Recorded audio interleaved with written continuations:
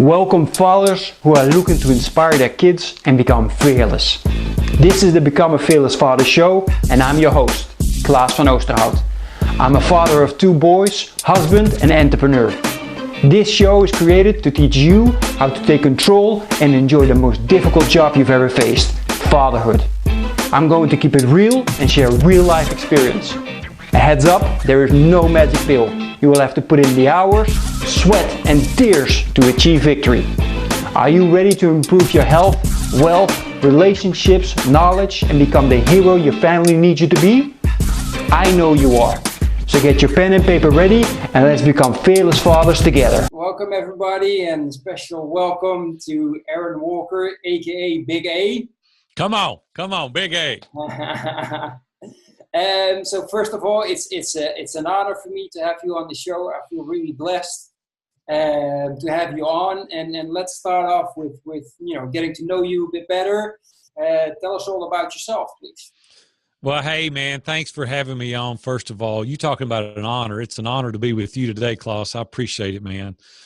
Listen, I'm in Nashville, Tennessee. I'm a small business owner, 40 years entrepreneur now. Started my first business at 18. Sold out when I was 27 to a Fortune 500. I thought I was done, so I took a break about 18 months, and I got fat and lazy. Robin woke me up from a nap one day, and she said, hey, I didn't sign up for you to lay around in bed all day. You need to go get a job. So I went back and gained 50 pounds during that 18 months. I mean, like I wasn't doing anything. And she said, you got to get yourself back in shape. Bought another company, and we grew it 4 times the size it was over the next 10 years. Things were amazing. My life was just unbelievable. 2 beautiful daughters, and my business was great until August 1st, 2001. I was headed to the office, kind of a normal day. Everything was good. And a guy didn't look my way and walked out in front of me. And Klaas, I ran over and killed a pedestrian August 1st, 2001. And man, you talking about your life coming to a screeching halt. Mine did. So anyway, I sold the business. Took me about 5 years to work through that. It was a very devastating thing to our family. Robin woke me up from another nap 5 years later. She said, you're getting fat and lazy again. It's time to go back to work. So I went into the construction business. We built a very successful construction company. About 8 years ago, I retired when I was 50 years old. Robin said I've retired more than the law allows. And a couple of guys in my mastermind group like Dan Miller and Ken Abraham and Dave Ramsey and some of those guys said, what are you going to do now? And I said, I'm going to go down to the Caribbean. I'm going to set my hind end in a tiki hut and I'm going to drink iced tea until I die. And Dan Miller said, that's the most selfish thing I've ever heard you say. He said, you need to coach. And I said, I'm not coaching anybody. He said, come on, Big A, you got to coach. So I started coaching about 5 years ago. And now, Klaas, I look back and think, my goodness, how awesome has it been? We've got 120 guys from 8 different countries across the world, and I get to interact with those guys every day. So, man, I'm living the dream right now, helping guys become extraordinary in all they do. That's awesome. That's awesome. And I can't wait to get my hands on your book, by the way. So let's talk about that a little bit later. I was just wondering, because I heard Meiji call you Big A. I call you Big A because you call yourself Big A. Why the nickname? Why the Big A? You know, when I was 13 years old, a guy that I worked for, his name's Herb Berry. He owned the company that I worked for. And, of course, my name is Aaron, A-A-R-O-N. And so I walked in the office one day, and he looked at me, and he said, hey, Big A. And it is just stuck. And so my grandkids even call me Big A. I've got 5 grandchildren, and one of my grandsons the other day, I went up to him. He's 8 years old, and I said, hey, what's my name? And he looked at me kind of funny, and he said, Big A. And I said, no, what's my name? And he goes, well, Big A's your name. And I said, my real name. And he had to think a minute. So everybody that's family and friends has been around me any length of time at all, I'm just known as Big A. And that's how it stuck. Awesome. Awesome. Thanks for sharing that. So I want to start off with this because I've noticed you've done gazillion interviews probably. You've been on podcasts. I've seen a couple of your live shows on Facebook. You're doing that a lot as well. So you talk about a lot of topics. Is there anything you haven't touched yet that over the years and all the experience that you have, you would have loved to share and talk about? You know, Klaas, I talk about it a lot, but it's something that probably doesn't get talked about enough. And that's about the value of our relationships. You know, we get involved and we do business and we get out there and we're moving and going and blowing and trying to do business. But what really matters, and I want to touch on it for a second, I'm really sensitive to it this morning, and I'll tell you why in just a second. But relationships are everything. It's our most valuable asset. It's really the reason we do anything. We can make money and all that, but if we're void of relationships, our life really isn't worth living. We've got to have meaningful relationships with our family, with our kids, with business colleagues and peers. Last night I was walking into a meeting, and there was a guy that I know real well for 10 years, 12 years, walking into a different door. We were at our church, and he was going in one door and I was going in the other. And I've worked with this guy for years on topics, and we both involved in the finance of our church and leadership and things like that. Well, I get a call this morning really early from our pastor and said, hey, man, they found Tony dead on the den floor this morning. He's 50 years old, had a heart attack. He was in a meeting last night with all the staff and the leadership. See, we just don't know when our last day is. This guy was in great health.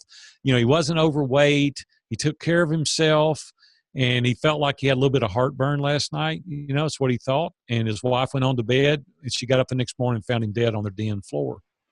Well, see, that's why relationships are so important. And I've already touched on it a little bit. Back in 2001, I was headed to the office. My life was great. Had a great business, great family, beautiful home. We had vacation places. We had all the stuff. But when that guy named Enrique stepped out in front of me and didn't see me, and I ran over and killed that guy, his and my life changed forever that day, right? Literally, his ended, and mine now has that tragic torment that you've got to deal with on an ongoing basis of, golly, could I have done something different? It's relationships. And if you want to talk about that and the value of it, I'd be happy to, but we've got to look outward and not inward. We've got to be willing to help other people, make those contacts and connections. We got to edify people, lift them up. We got to be able to take people that can't help themselves and help them. We got to connect them to other people that can take them to that next level. And when you look sacrificially outside of yourself, everybody's life changes as a result of it. And when you start showing your cards and you don't hold them close to your vest and you're willing to share, have that abundance mindset, not a scarcity mindset, everybody excels. We want to be that guy that brings the light. We don't want to be that guy that sucks the life out of the room. We want to be that guy that helps people accomplish what they want. Zig Ziglar said it, right? Help enough people accomplish what they want, and you'll get everything you want. And man, that is just so true. And that's what I try to talk about on these interviews is let's live a life of great success, because I love success. I'm a pedal to the metal guy. I'm ready to go. I want to, I'm not complacent. There's not a complacent bone in my body. But at the same time, I want to live a life of significance. I want to be able to help the Klaases of the world. I want to help you guys excel at what you're trying to do, because it's not all just about me. Right? It's about you as well. And I want to be able to help guys do that. And that's why I love talking about relationships. That's amazing. Thanks for mentioning that. Hey, sorry for the interruption. I know you're really enjoying the show. Just want to make sure if you're liking this information, please subscribe and press the like button. And also go visit becomeafearlessfather.com. You get the opportunity to share your biggest challenge at the moment as a father. And it gives me the opportunity to try and help you overcome this.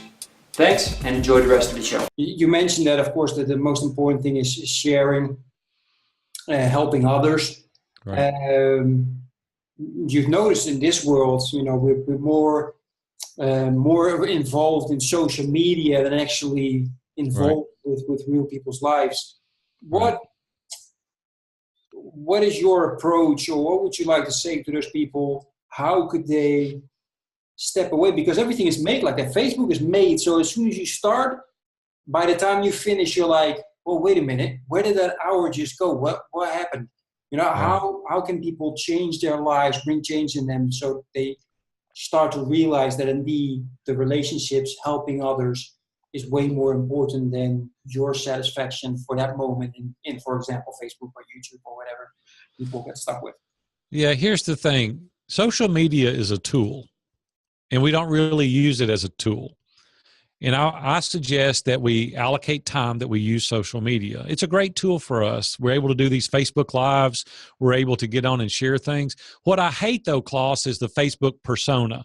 See, it's like everybody wants to show you all their great stuff, their new car, their new house, their vacation, how their marriage is amazing. They don't want to show you the transparency side, the vulnerability side. They don't want to show you the argument that they just had and that they can't pay their bills and that their kids are leaving or their own alcohol or drugs or, whatever the case may be. People don't want to do that. People are starving to death for authenticity, vulnerability, transparency. They want to know, listen, Klaas, me and you both, we're knuckleheads. There's things in our lives that we don't have all together. We need to let the veil down with a few people. We need to go and get in masterminds, accountability groups. We need to get with people where we can be real, right? We can let our guard down. We can say, hey, I don't have it all figured out. These are areas that I need help. See, we were designed to be in community. Isolation is the enemy to excellence. And if you want to live a life abundant, you've got to surround yourself with people that care, people that matter. That's why we lead these mastermind groups. Iron sharpens iron. We have 8 different countries represented now, over 120 men that are getting together 10 at a time on a video conference like this, like Zoom, and they're sharing life. They're saying, hey, I want to be held accountable how I treat my wife and my children. I want to pay my mortgage and pay off my debt. I want to exercise. I want to eat properly. I want to participate in the reading and the personal development side of my life. I want to be a better person. And we hold them accountable to doing that. It's a safe environment for people to come and share, right? It's like your own trusted advisors, your own board of directors. You're able to come and relax. You know how at home where you put on your pajamas and you put on your T-shirt, you lay around, you can eat potato chips and relax, you can be yourself. That's the environment that we create in these masterminds. It's like, check your facade at the door, right? Check your ego at the door. We don't need that stuff. What we need is the real Klaas to come in here and say, hey, this is where I'm killing it and I can help you. But these are areas in my life that I need help. And I'm inviting you guys to give me the resources, the edification, the encouragement. I need you guys to give me that stuff so I can excel in my life. I'm just on a quest to live a transparent, authentic life. And that's what I'm trying to get people to do all over the world. Just take your hat off and be genuine and be real. And let's share with a few people how we can do life more abundantly. Wow, that's beautiful. Would that be a reason why people enjoy so much listening to you and people like you that are really authentic and truthful and honest and open when they're doing either a live interview or a live, like your live Facebook messages and things like that? I hope so, because the truth of the matter is I travel and speak. And so I'm able to go up on stage and say, listen, just be real. People don't want, they want authenticity. They don't want fake, because it's easy to read through that, isn't it? I mean, haven't you been around people, Klaas, before? Everything is amazing. Everything is good. It's not all the time, right? It's just not. Now, I don't mean you have to air your dirty laundry to the world. I'm not suggesting that you do that. But what you want is to be that real friend. You want to be somebody that people can count on. And you want to know when they ask you a question, hey, what do you think about this? That they're not going to just blow smoke up you. They're going to tell you the truth. And they're going to go, Klaas, you know what? I got a coaching client. I was talking to him today, as a matter of fact.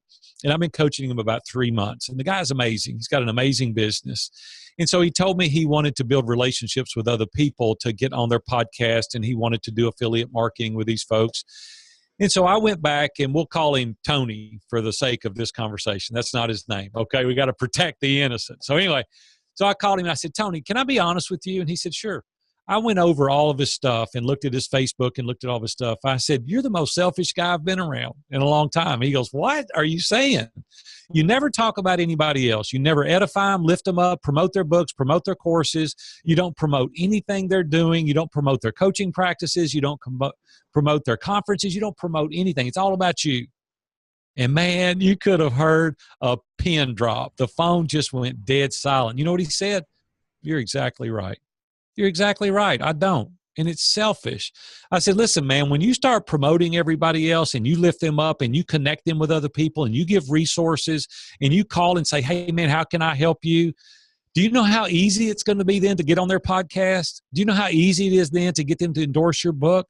If you sit down at your desk and you pull up LinkedIn and you give endorsements to people that don't even ask for it, do you know the indelible impression that makes on their life? And they're going, man, he gave me an endorsement and I didn't even ask for it. Or about, what if you pick up your phone right now? You pick up your phone and you call somebody and you say, Klaas, hey man, I'm just checking on you. Want to see how your wife were, how's your children, how's your podcast doing?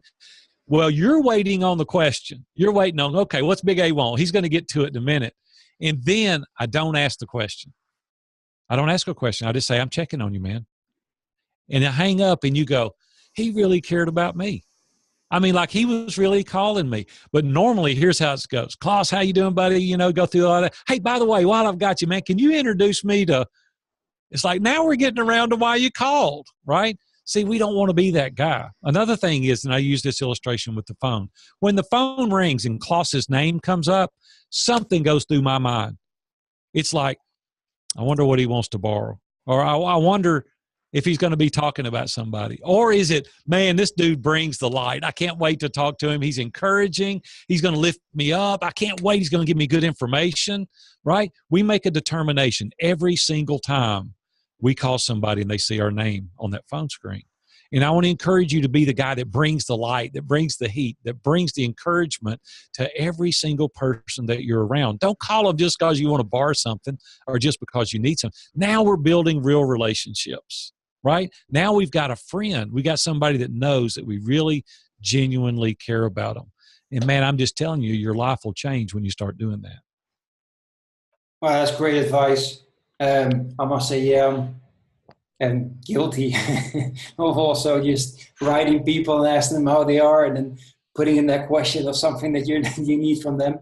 So that's something definitely I'll keep in mind. I'm going to put on my wall to remember and to start implementing right away. Thanks for that.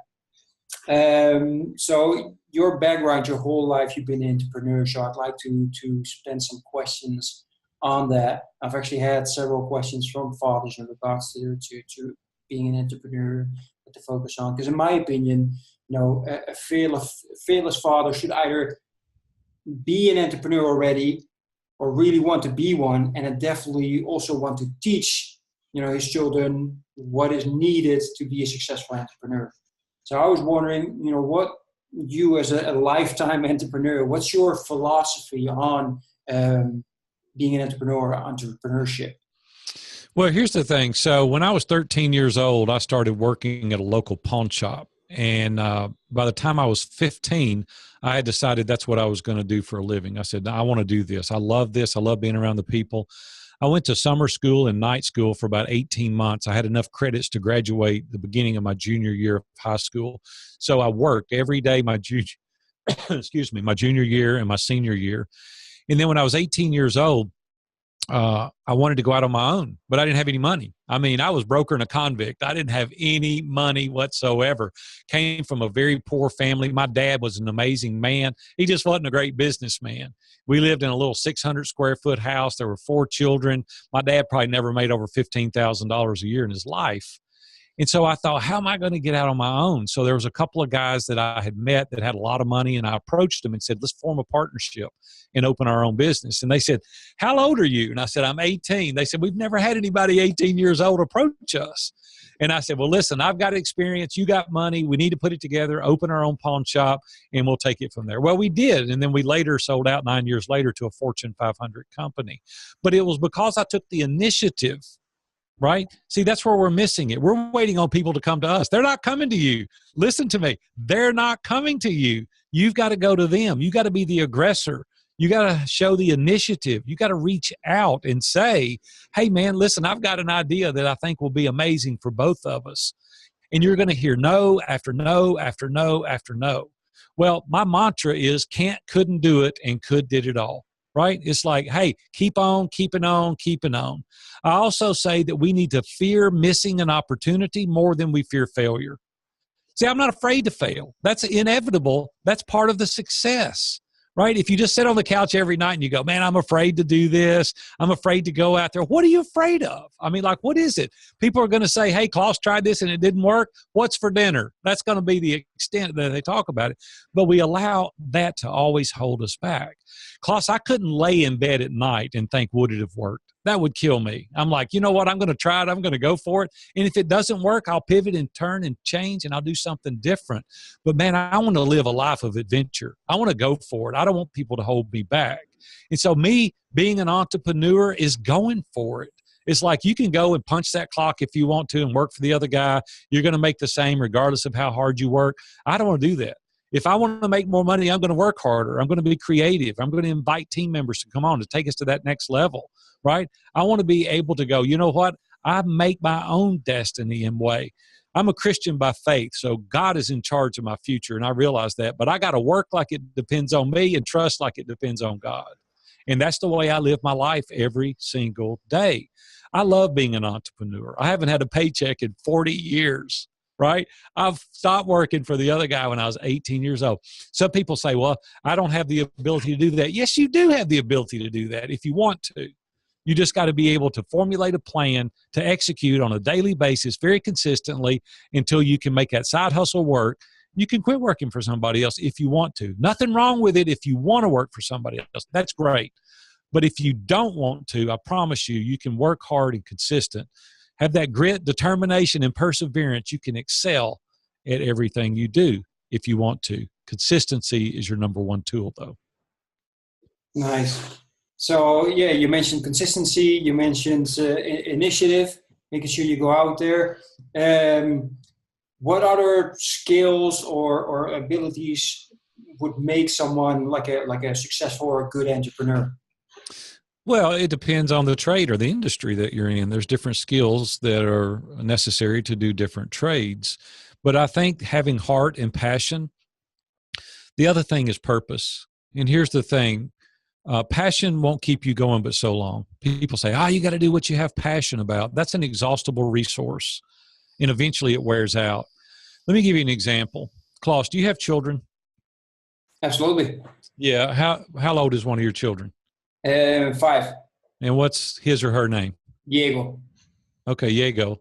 So if there were two buildings that were 100 feet tall, standing side by side, and I put a board across those two buildings and said, Klaas, here's $10 bill. I walk across these two buildings. It's 100 feet in the air. You're going to look at me like I'm crazy, right? You're going to be, you're crazy, man. There's no way I would take that risk. But if I were to take Diego and put him on top of one of the buildings and light it on fire, and there was a board across, no amount of money would keep you from going to get your son. No amount of money. So your purpose was greater, right? We've got to determine what our purpose is, not our passion. And once we realize what our purpose is, nothing will stop us.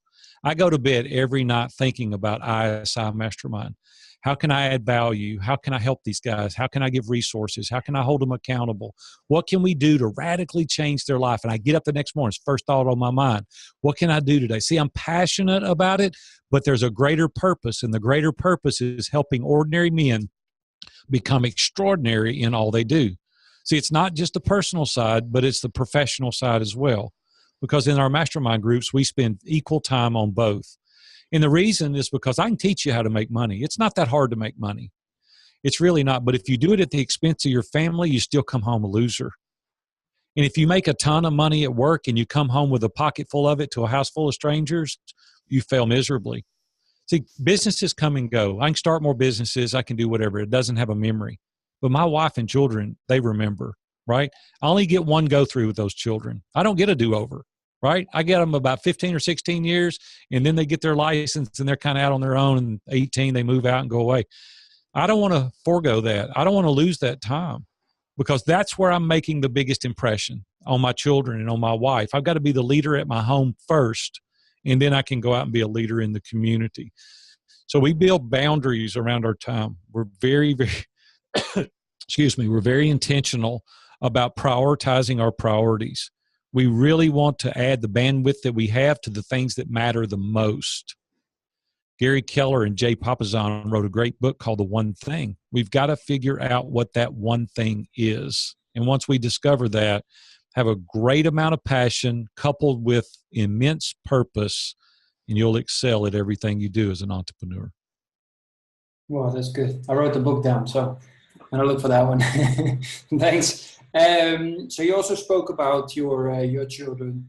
I'm just wondering, in your experience, what would be systematic steps that you could recommend fathers that they could take to teach their children the necessary skills for being a successful entrepreneur? Well, it goes back to intentionality. And I told the client that I was talking to this morning earlier, I said, he's got a 12-year-old and a 9-year-old son. And I said, if you want to forge a relationship like you've never had, let me give you a suggestion. I said, pick up your son this afternoon at school, take him to the local ice cream parlor and sit down and say, hey, Billy, I've got this problem. I'm dealing with this situation and I need your input, right? Then the kids feel they're a part of your life. They're not in the way. I've got a great spiritual mentor. His name was Bob Warren. He passed away 3 years ago, but he had a son named Benjamin. And I've known this guy for almost 20 years. Every time Benjamin would come around, his dad would set down whatever he was doing. He would walk Benjamin to a chair. He would sit down and he would ask him the question, what is it, son, you'd like to know? And his son would ask the question. His dad would fully dive in. He would tell him exactly the answers. His son would go away satisfied. He'd get back up. We'd start doing whatever we had to do. Every single time he would do that for his son. And one day I asked him, I said, Bob, I said, it's amazing to me how you take that time for your son. He's like 4 or 5 years old. Most parents would say, get out of here, man. I'm working on this. I ain't got time to fool with that. I'll get with you later, right? But Bob said, my goodness, what is more important than my son? What could I possibly be working on that has more value than my son? Now today, his son's 25 years old, a thriving entrepreneur. He's about to get married. His dad passed away 3 years ago, and I have the privilege of giving him away at the wedding. I'm going to be his best man. And so I can't wait for that opportunity to have with that young man. But the reason he is such a great young man is his dad invested time and energy and effort into his son. And so your children are not in the way. Your children are a gift. And we need to be spending time breathing life into our children and teaching them, because too many times we get preoccupied with things that are not important and we let that be the substitute over things that are important. If you really want to make an impact in your children's life, they spell love, T-I-M-E. And if we're not willing to give the time, it's going to be a devastating thing, and it's going to have greater repercussions on the relationship long term. We must give our children time. Wow. Sorry, I got I got quiet there for a second. That was deep. Yeah, brilliant advice. I was wondering, because you just mentioned purpose. Of course, after that comes, and you have a vision for your life, for your children, for everything. I think vision is usually important. I think it's not enough used by other people. They don't work with the vision. I was actually talking last week in an interview with Owen Hemstead about the vision. He was sharing it. I was just wondering, could you share, your wisdom in regards to, having your vision, and how would people go about creating a vision for oneself? Yeah. Years ago, I created a mission, vision, and values. And if you don't have that, you don't have a filter by which you can run your decisions through. And so our mission is to help ordinary men become extraordinary in all they do. And I have a vision laid out of how many people that I want to coach. I have the vision laid out for how many mastermind members that we have. And it's all coupled in a book. I have a 121-page marketing strategy that we exercise on each and every day. We have a plan by which to accomplish our goals. And so if you don't have, and in the Christian faith at which I am, it says in the Bible, where the people don't have any vision, the people perish. And so if you don't have a vision, you don't know where you're going, how in the world are you going to know when you've won? How are you going to know when you've accomplished anything? And you need to revisit your vision often, because it can change, right? As I get older, now I'm 58 and I've got 2 grown children, 35 and 31. I have 5 grandchildren. The things that are important to me today weren't important to me 20 years ago. and it changes. So we have to revisit that vision. I thought when I was 25, 30 years old, I love the Caribbean. You can see the picture behind me, and I love the Caribbean. And when I was a young man, before I had children, I thought, you know what? I want to make enough money to move to the Caribbean. That was my vision, and it was a good vision at the time. But once I had children and they were established and they had deep roots here and friendships, and they got married and then had children, there's no way on earth I would move to the Caribbean now, because I want to be around my children. I get the privilege of working with both my daughters in our business every day. They each have an office on either side of me, and I get an opportunity to hang out with them and have lunch and discuss business. And I get to see my grandkids about 3 or 4 days a week, because they live 5 minutes from me. If I lived in the Caribbean, right, I wouldn't get to see them. I wouldn't get to go to the ball games. I wouldn't get to talk to them and work with my daughters. So my vision has changed. See, life circumstances deals us different hands, and then we have different visions as a result of it. So revisit your vision often and make the changes necessary in order to accomplish the way you want to live your life. But I can't imagine, Klaas, not having core values. Ours is honesty and integrity and transparency and verity. These are things that are vital to us. The vision, the mission, and the values, everything that we do, we run through that grid. And if it doesn't help us get closer to our vision, then we don't do it. Oh, great. Thanks. I love talking about the vision. As I mentioned, it's so important for people to have a good vision. I think it helps you throughout your whole day, just making sure that you have a complete day instead of just going. And that's the exact next thing that I want to talk to you about, is that so many fathers out there, they're just trying to make it through the day. I would almost like to call them, they're in a zombie mode. I think that's where the zombie movies come from. People just walking around, just mindlessly trying to make it through the day. There's no passion, no feeling of success or significance, the things that you teach and talk about. And as your area of expertise, I was just wondering, is there like a system that you use that you could share with us to help these zombies regain control of their lives and day by day live a more a life of success and significance? Yeah, great question, Klaas. Great question. There's a couple of different things that we do. Years ago, I wrote a personal assessment to where you really got to start with yourself. You've got to look deep within yourself, and you've got to say, what is my ideals? What are the relationships that I want to be involved in? What is my career, and what does that mean? What does my faith have to do with my well-being? What is my relationships with my family? What are those values that I adhered to? Another assessment that I wrote is called, What Do I Want? And here's the truth of the matter is, most people don't know what they want. They just want bigger, better, shinier, faster. Just give me more, right? That's what it is. I'm going to get up every day, go out, work my hind end off, get as much money as I can, pay my bills, and hopefully get that new bass boat or get that new bow and arrow or golf clubs or whatever it is that you're striving for. But they ultimately really don't have a vision, and they don't really know what they want. And I asked this question on the assessment. If financially there were no limitations and geographically there were no limitations, what would you do with your life tomorrow? And most people go, man, I don't know. I don't know what I would do tomorrow. See, there's no thought, there's no forethought at all in how you want to live your life. My wife and I are very intentional. We're very proactive about how we live our life. We just celebrated 38 years together. We've been together a long time. And we've lived our life very intentional. Where do we want to live? What kind of money do we want to make? How many trips do we want to take? What are the things that we want to buy this year? How do we want to give our money away? How can we invest in our grandchildren? It's very, very intentional.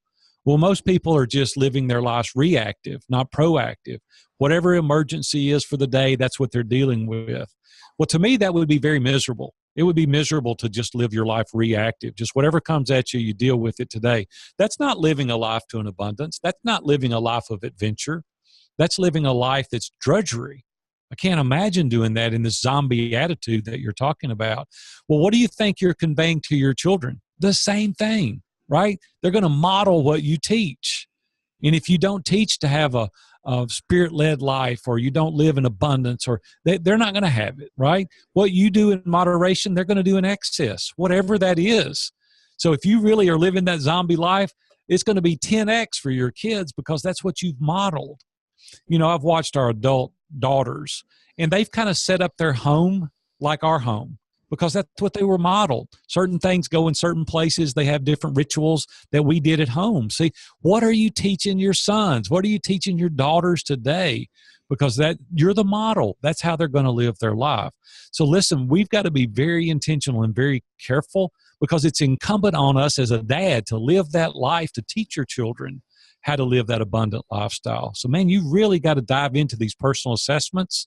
You've got to really strategically think through how you're living your life.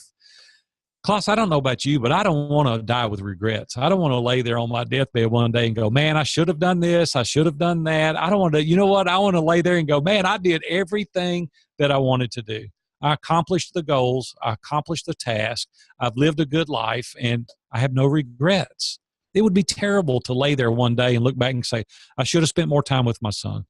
I should have spent more time with this. Nobody says I should have spent more time at the office. It's always family, right? That's who gets cheated the most.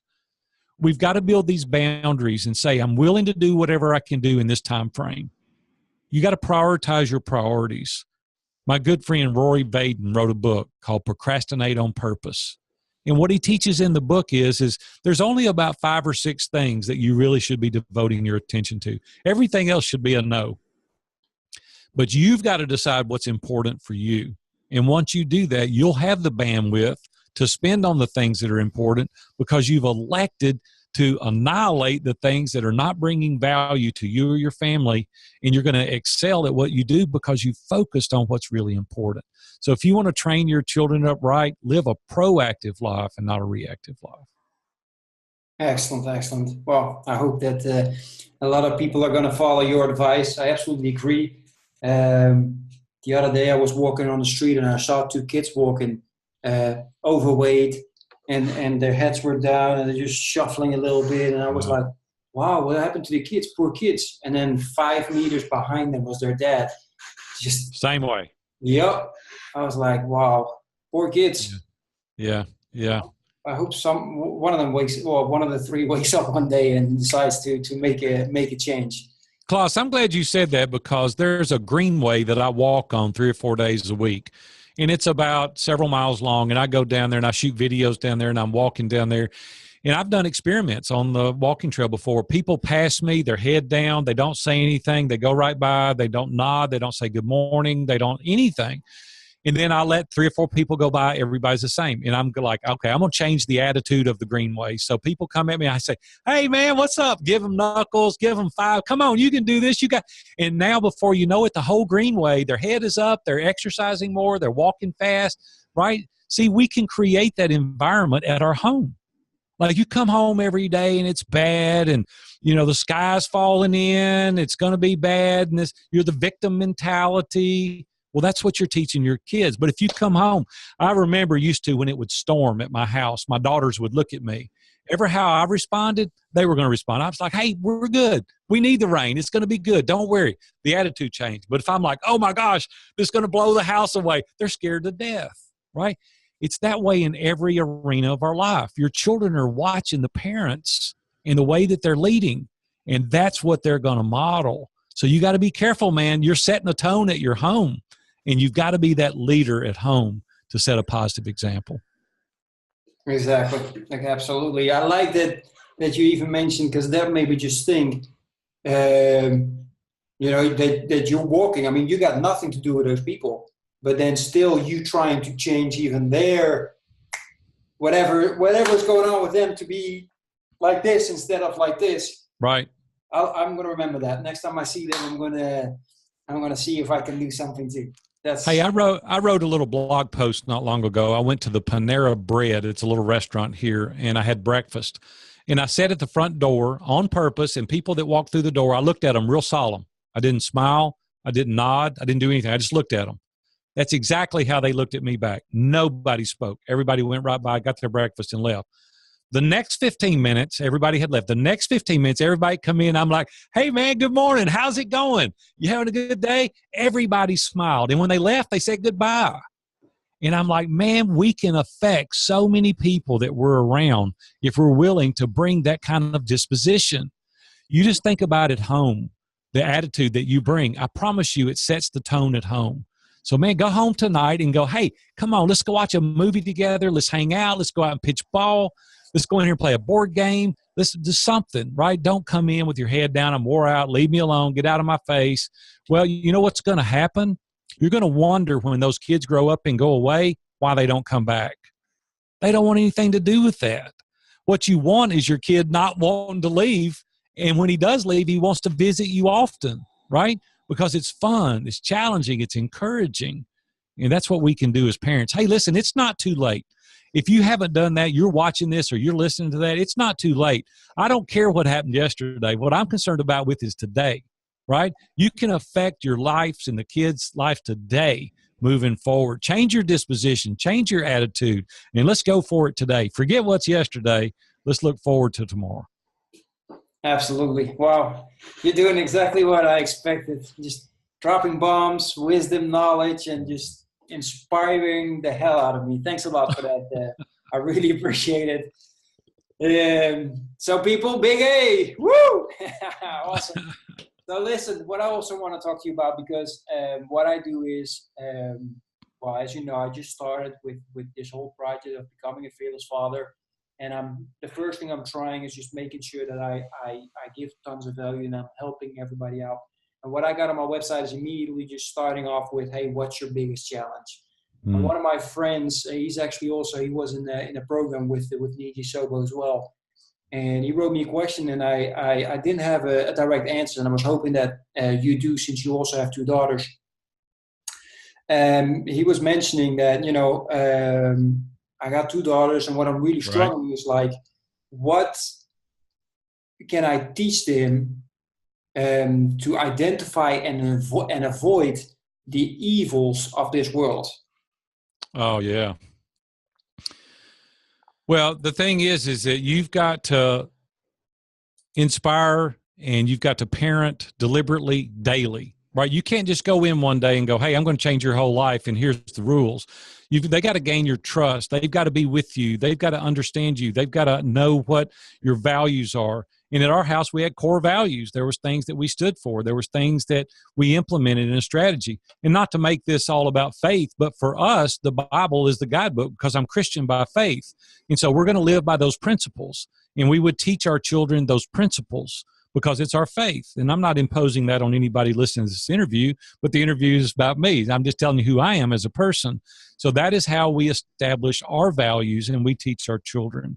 And so you've got to have some standard. There's got to be a moral compass by which you live your life. Otherwise, what are you basing it on, right? You can't just go out there and say, I have nothing to base my values on. And so our moral compass is our faith, which is Christianity. Excellent. Thanks for that. I'll make sure he gets that message.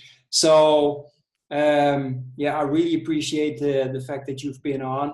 I'm just wondering for people that have been with us and people that later on are going to see these messages, if they have any questions or if they like to follow you, get to know you even more, Thank you. How can they find you? How can they get in touch with you?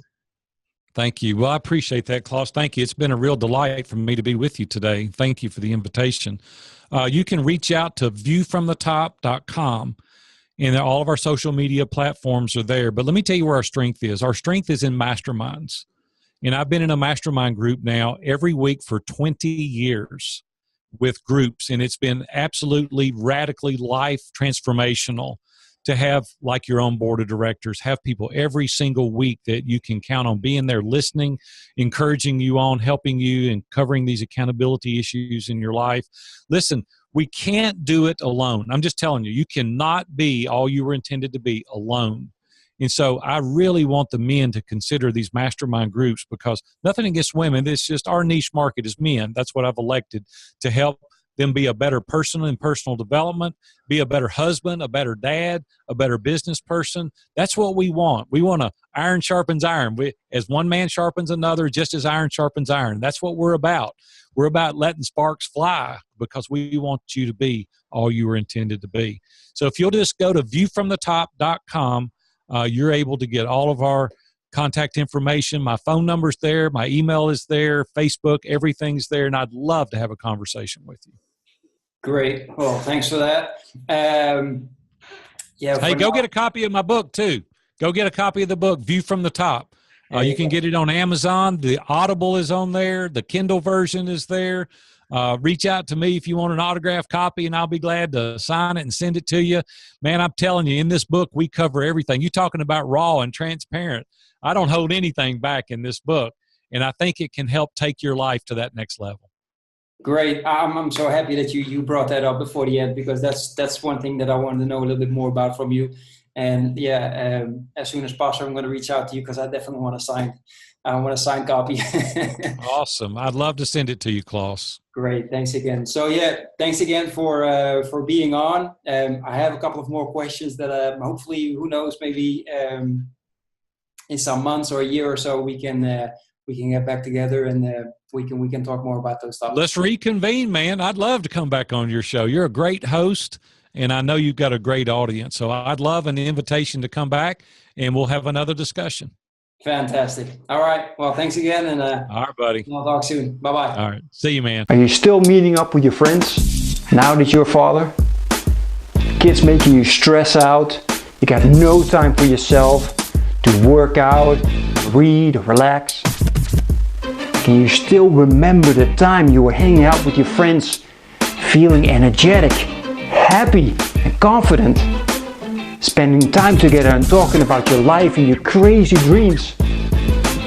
You're feeling alone now, don't you? No one to share your challenges with, and you're just running around from one storm into the next.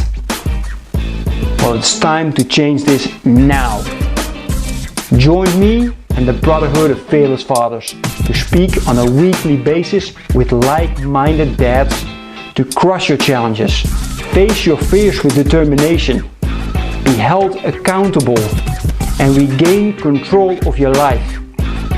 If you want to become the hero your family needs you to be, then go to becomeafearlessfather.com/brotherhood. I'm looking forward to seeing you on one of our next calls.